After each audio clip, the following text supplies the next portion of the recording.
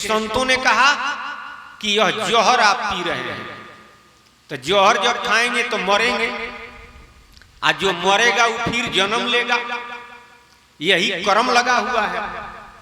तब विषयन को महाविष जान, चाहे बुझे ना बुझे।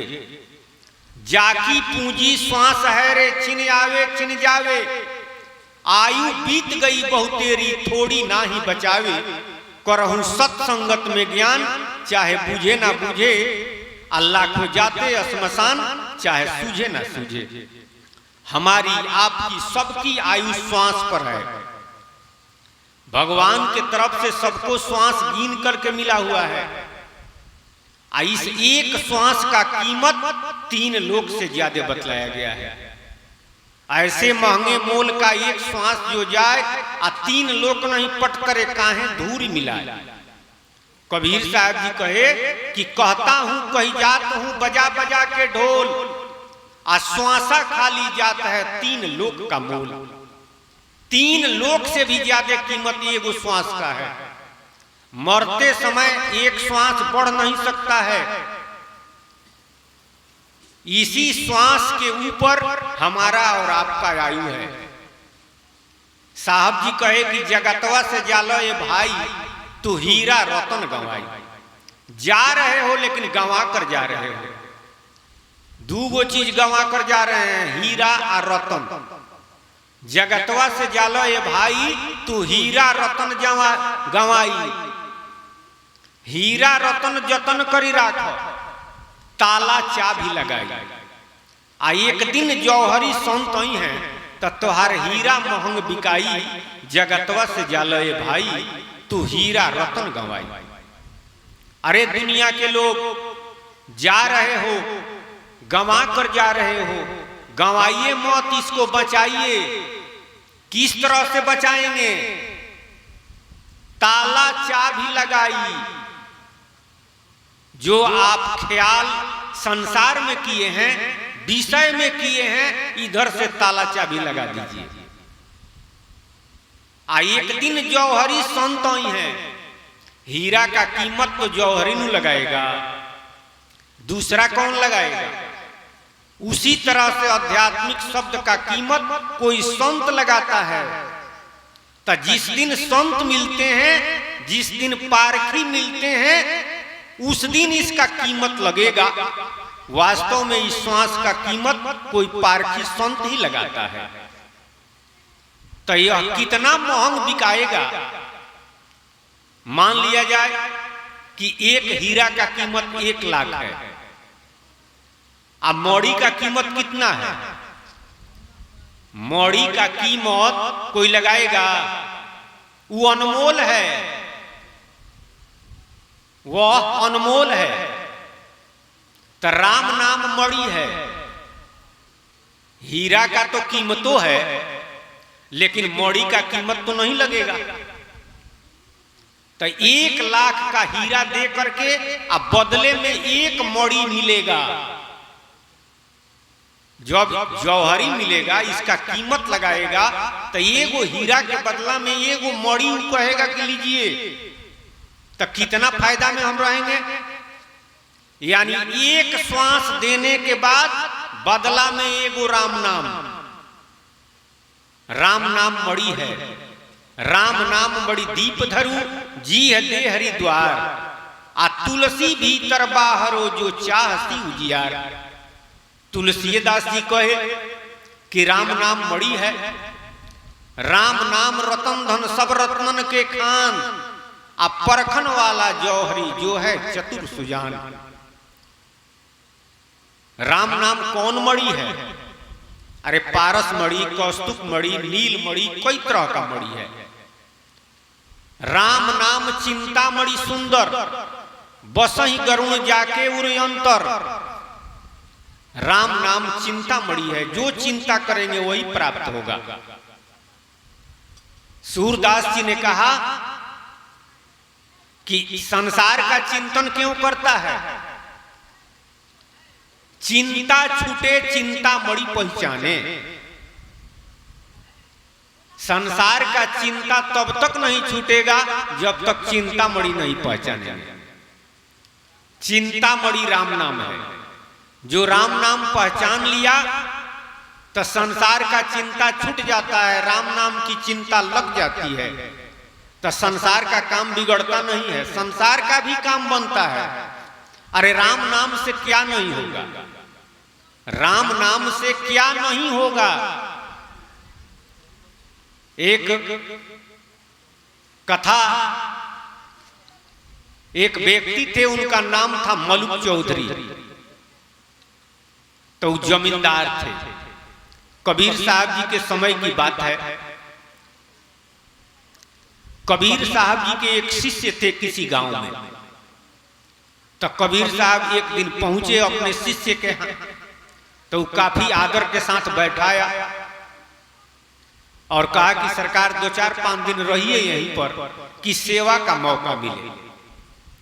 ये तो बड़ा संजोग से आपके कृपा से है कि हमारे यहाँ आए हैं, तो 2-4-5 दिन रहिए। कबीर साहब कहे कि ठीक है। कबीर साहब वहां रह गए तो अब सत्संग सुनाने लगे, तो अगल बगल के लोग आकर बैठने लगे। दूसरे दिन तीसरे दिन और ज्यादा लोग आ गए। चौथे पांचवें दिन गांव के ज्यादा से ज्यादा संख्या में आकर लोग बैठने लगे या सत्संग सुनने लगे। उस गांव के वो जमींदार थे मलुक चौधरी, उनको पता लगा कि कोई महात्मा आए हैं, यहाँ पर सत्संग सुना रहे हैं, लोगों को भीड़ इकट्ठा करते हैं, अब बदले में पूरा तस्मई और पूरी बनता है, वो खाते हैं, लोग रुपया भी देते होंगे। उन्होंने सोचा कि ठग है, ठग, हमारे गांव के लोगों को आकर ठग रहे हैं। बैठे बैठे तस्मई पूरी मिल रहा है, आई भगवान का बात उल्टा पुल्टा लोग बता रहे हैं। तो सुबह में वो पहुंचे जहां पर कबीर साहब ठहरे हुए थे। आकर कहे कि हमारे गांव के लोगों को क्या आप सुना रहे हैं। कबीर साहब जी कहे कि हम तो भगवान का नाम, राम नाम बता रहे हैं। मलुक चौधरी कहे कि राम नाम हम लोग जानते नहीं हैं, ये गांव के लोग का, संसार के लोग राम नाम जानते हैं, सब लोग राम नाम जानते हैं, आप कौन बताते हैं जो नहीं जानते हैं लोग। ये ठगने के लिए आए हैं, बैठे बैठे पूरा तस्मई पूरी मिल रहा है, आपको कोई काम तो करना नहीं पड़ता। कबीर साहब जी कहे कि राम नाम सब लोग नहीं जानते। मलुक चौधरी कहे कि राम नाम जानने से क्या फायदा है, राम नाम से क्या होगा। आप जो जना रहे हैं, हम जानकर क्या करेंगे, उससे भोजन मिलेगा। हम काम नहीं करेंगे तो भोजन मिलेगा। कबीर साहब कहे कि राम नाम से कुछ भी हो सकता है, राम नाम से सब कुछ मिल जाएगा। मलुक चौधरी कहे कि आज हम भोजन नहीं करेंगे, देखते हैं कैसे हमारे पेट में आ जाएगा। अगर भोजन हमारे मुंह में नहीं आता है तो हम आपको दंडित करेंगे, इस गांव में नहीं रहने देंगे।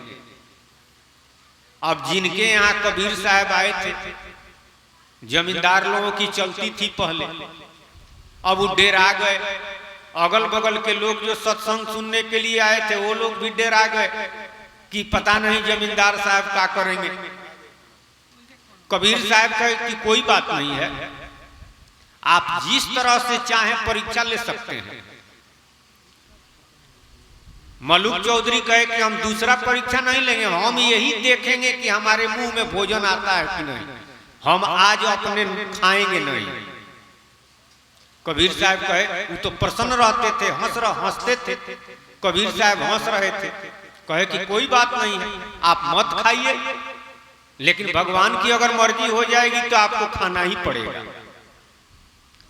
मलुक चौधरी घर नहीं गए, कहे कि अगर घर हम जाते हैं तो घर के लोग मना करके खिलाएंगे कि आप किसी आए हैं, इसलिए घर नहीं जाएंगे।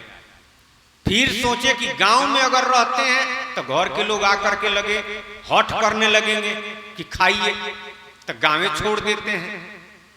तो गांव छोड़ दिए आज चले गए जंगल में, कहे कि दिन भर इसी जंगल में रहेंगे, आज शाम को घर पहुंचेंगे, देखते हैं कैसे हमारे मुंह में खाना आता है, अगर खाना नहीं आएगा तो अब हम उनको बताएंगे। जंगल में चले गए, फिर सोचे कि जंगल में कोई आएगा घूमते हुए तो हमको पकड़ करके फिर मनाने लगेगा, कहेगा कि खा लीजिए आप किससे आए हैं। तो एगो पेड़ पर चढ़ गए, गाछी पर, कि न कोई देखेगा और न हमको कोई मनाएगा। आ गाछ पर बैठकर अब समय का इंतजार करने लगे कि पूरा दिन बीत जाए। सुबह का समय था, 2-3 घंटा जब बीता तो उस जंगल में गाय और भैंस चराने वाले सब चरवाहा पहुंचे, अपने अपने गाय और भैंस को लेकर के आज जंगल में छोड़ दिए चरने के लिए।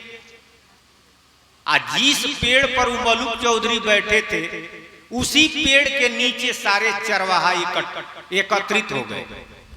अब पहले ही से सब चरवाहा प्लान बना कर आए थे कि आज हम लोग जंगल में चलेंगे गाय चराने के लिए, तो वहां पर खीर बनाएंगे, आप खाएंगे पूरा मौज से।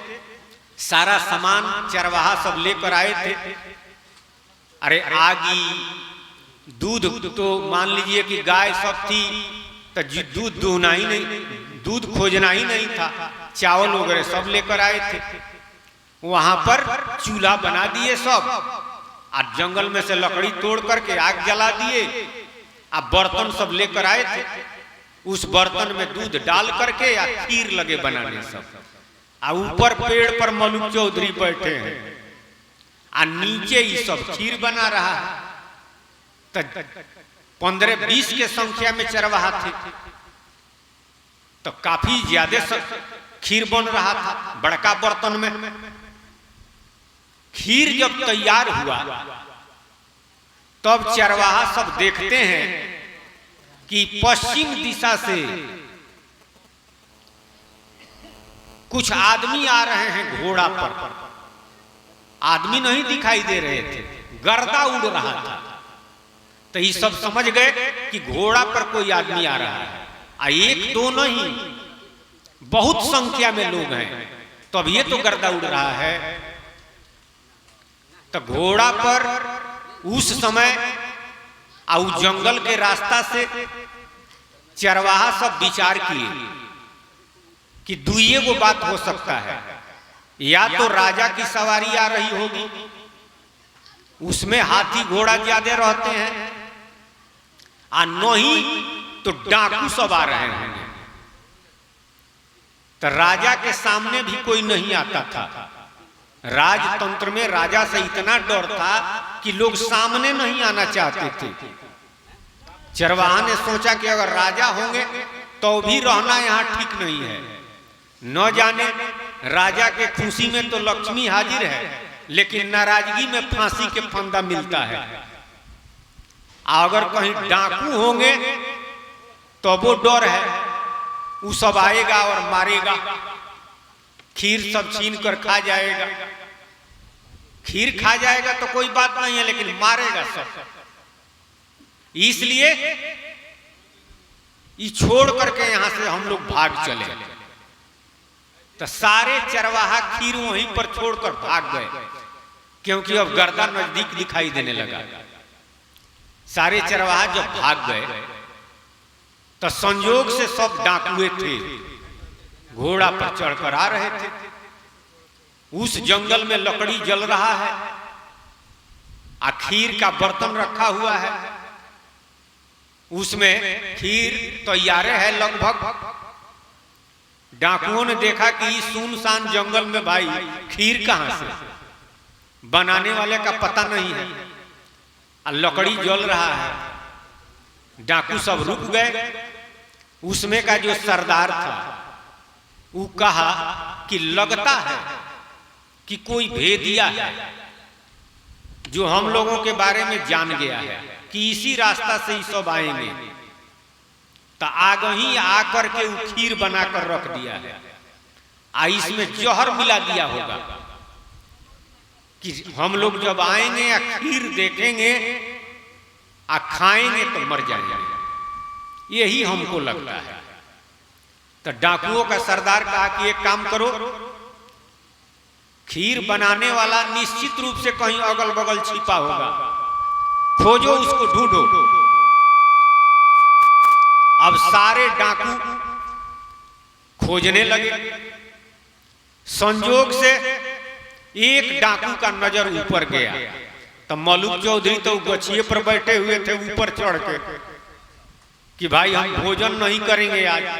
अरे आदमी से भेंटे नहीं होगा तो भोजन कैसे करेंगे? इसी नियत से न गए थे। तो एक व्यक्ति जो डाकू था उन लोगों के साथ का, ऊपर जब देखा तो गाछ के ऊपर बैठे हुए हैं, तो कहा कि अरे सरदार जी वही बैठा हुआ है गाछ पर चढ़कर, वही यह खीर बनाया है। अब सारे डाकू मिल करके कहे कि उतर जाओ, उतरो नीचे। ऊपर से मलुक चौधरी कहे कि हम आज निर्णय किए हैं, प्रतिज्ञा किए हैं कि दिन भर इसी गाछ पर रहेंगे, हम नहीं उतरेंगे। डाकुओं ने कहा कि बखेड़ा किया है तुम, इस खीर बनाया है, इसमें जहर मिलाया है, उतरो तुम नीचे, आई खीर खाओ। वो कहे कि अरे हम प्रतिज्ञा किए हैं आज भोजन नहीं करेंगे। डाकुओं को और शंका हो गया कि निश्चित रूप से इसमें जहर मिलाया होगा। डाकुओं ने कहा कि देखो है भाला, नीचे से मारेंगे, भाला तुमको छेद करके या नीचे गिराएगा। तो मरना चाहते हो और नहीं तो आसानी से उतर जाओ। अब वो बेचारे देखे, कहे कि तो सब डाकू है, मुंह आइए देगा भाला मार करके। उतरे नीचे, हाथ जोड़ करके कहे कि आप लोगों से प्रार्थना है, आज हम प्रतिज्ञा किए हैं भोजन नहीं करेंगे। डाकुओं ने लाठी से लगे सब डाकू मारने कि निश्चित रूप से जहर मिलाया है। तब ये कह रहा है, तो 10-20 लाठी जब मिला तो पटा गए, कहे कि दादा हो दादा अब तो मरिए जाएंगे। डाकुओं ने कहा कि जल्दी खाओ नहीं तो भाला से मारेंगे। अभी लाठिए से नहीं मारे हैं, अब डर के मारे प्राण बचाने के लिए खीर खाए। डाकुओं ने कहा कि पूरा खाओ भर पेट। अब पूरा भर पेट खाए। अब जब पूरा हो गया, महापूरन जिसे कहते हैं, उन्होंने कहा कि अब हमसे खाया नहीं जाएगा। डाकुओं ने कहा कि ठीक है यहीं पर बैठो। आधा घंटा तक बैठो। अरे जहर होगा तो ही मरेगा, और नहीं जहर होगा तो कोई बात नहीं है, हम लोग खाएंगे। तब आधा घंटा तक बैठे हुए, कुछ नहीं हुआ। तो डाकुओं ने समझ लिया कि इसमें जहर नहीं है। तब सारा खीर जितने डाकू थे आपस में बांट करके खा लिए और चले गए। मलुक चौधरी अब घर नहीं जाते हैं, जंगल में से सीधे कबीर साहब के पास पहुंचे, जिनके यहाँ कबीर साहब ठहरे हुए थे, और जा करके उनके गोड़ पर गिर गए। कबीर साहब कहे कि क्या बात है, आप तो प्रतिज्ञा करके गए थे कि आज हम भोजन नहीं करेंगे, अभी तो 12 ही बज रहा है, आकर हमारे गोड़ पर गिर गए, क्या बात है? अतना सरकार, आप जो कह रहे थे वो ठीक है, राम नाम से इस संसार में कुछ भी हो सकता है। हम तो प्रतिज्ञा कर लिए थे कि आज भोजन नहीं करेंगे, लेकिन भगवान लाठी से पिटवा पिटवा करके हमको खिलाए, और नहीं खाते तो मुंह आइए देता सब। इसलिए आप जो कहे हैं वो सही है, हमको भी शिष्य बना लीजिए। कबीर साहब शिष्य बना लिए, वही मलुक दास हुए। उन्होंने लिखा है, अजगर करे न चाकरी, पंछी करे न काम, आ दास मलुका कह गए सबके दाता राम। सबके दाता वह प्रभु है, दाता एक राम, भिखारी सारी दुनिया। वास्तव में देने वाले प्रभु हैं, सारा दुनिया के लोग कंगाल हैं। कोई कहता है कि हम राजा हैं, बहुत संपत्ति है हमारे पास, लेकिन दुनिया के लोगों से नहीं मांगता है। अगर कोई संकट आता है तो अभी भगवान से मांगता है, तो कमी है तभी तो मांगता है। वास्तव में सारा दुनिया कंगाल है। कबीर साहब जी कहे कि इस संसार में धनी कौन है? कबीरा सब जग निर्धना, आ धनवंता नहीं कोई। आ धनवंता सोई जानिए, जागर राम नाम धन होय। धनी वही है जिसके पास राम नाम धन है, क्योंकि राम नाम ही आपके साथ जाएगा, राम नाम ही संकट से बचाएगा। तो विषय पर आइए। जाकी पूंजी श्वास है रे, छिन आवे छिन जावे। आयु बीत गई बहुतेरी, थोड़ी ना ही बचावे। उपाय क्या है? करहूं सत्संगत में ज्ञान, चाहे बूझे ना बूझे। एक मुहूर्त में खड़वांगे राज छोड़ हरि पाया। आयासा तृष्णा त्याग जगत के, राम नाम चित लाया। पढ़ ले हूं भागवत पुराण, चाहे बूझे ना बूझे। अल्लाह को जाते श्मशान, चाहे सूझे ना सूझे। खड़वांगे नाम का एक राजा था, तो वह इतना विषय था, रातों दिन विषय में ही वह लिपायमान रहता था। लेकिन संयोग से कोई संत मिल गए, आ शिष्य बन गया। तो संत जी कहे कि अब भगवान का नाम जपो।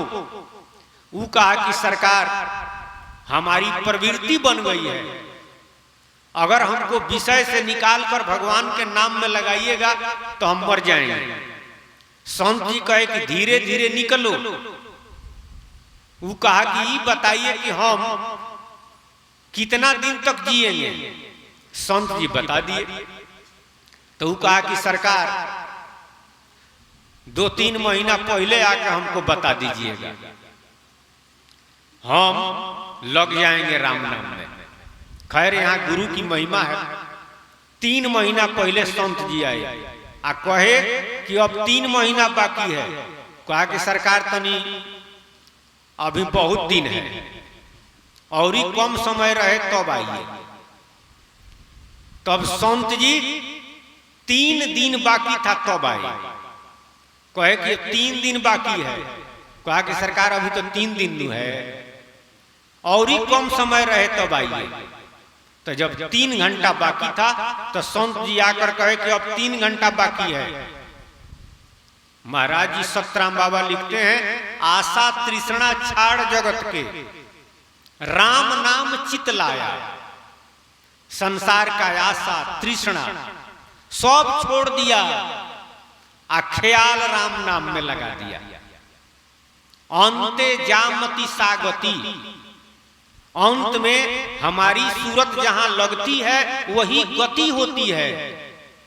तो उस संत का शिष्य था, तो उसका गति हो गया, संत जी बता दिए।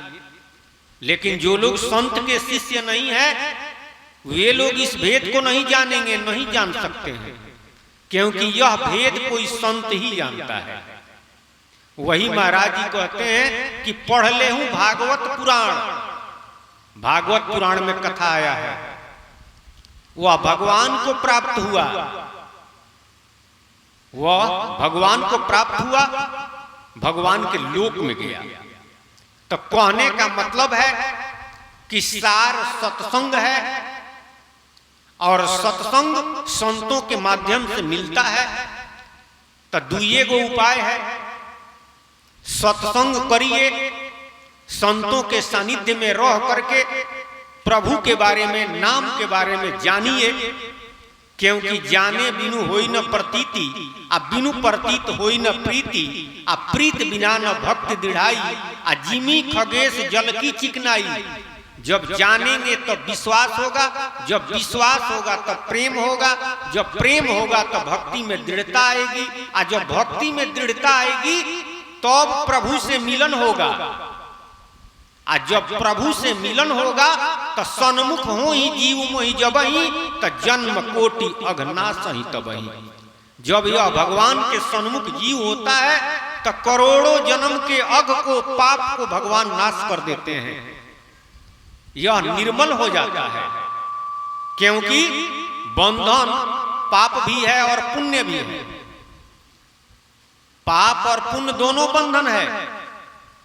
तो जब संत मिलते हैं, सतगुरु मिलते हैं, तो ई पाप पुण्य का आशा छोड़ा देते हैं और राम नाम में लगा देते हैं। सुख आसन से बैठो, अब तुम आंख कान मुख बांधो, मेरू दंड सीधा करी राखो, जीभ तालू में साधो, करू रामे राम जपान, चाहे बुझे ना बुझे, अल्लाह को जाते स्मशान, चाहे सूझे ना सूझे।